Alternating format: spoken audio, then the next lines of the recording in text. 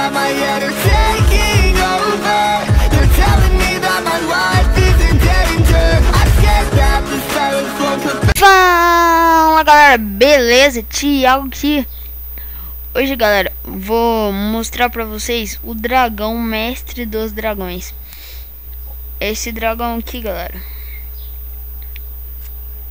vou mostrar um pouco dele pra vocês.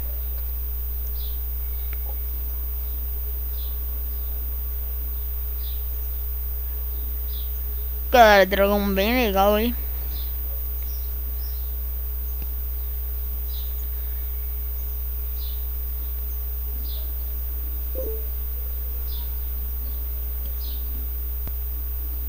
Esse dragão ele controla elementos, galera.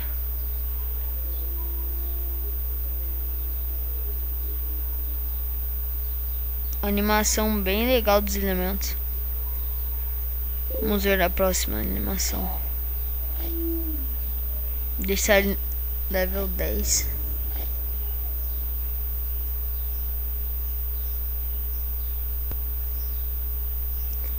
Agora ele tá controlando gelo e terra. Quando se trata de controlar os elementos, esse dragão é um verdadeiro mestre. Seus ataques são místicos, assim como sua natureza dominadora. Tome cuidado ao treiná-lo, pois ele é um mestre do disfarce. Galera, bem legal a animação desse dragão. Eu consegui ele aqui nessa bruxa aqui, galera. Deixa eu só ver um negócio aqui.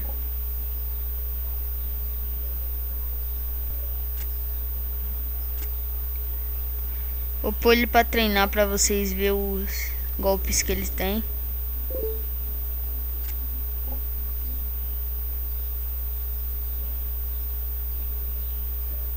Ah, é só nível 15, né, galera? Esqueci.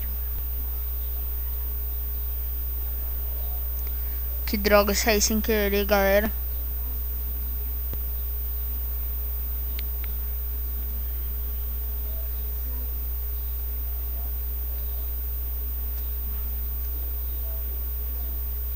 Galera, se você tá gostando dos meus vídeos, divulgue pros seus amigos.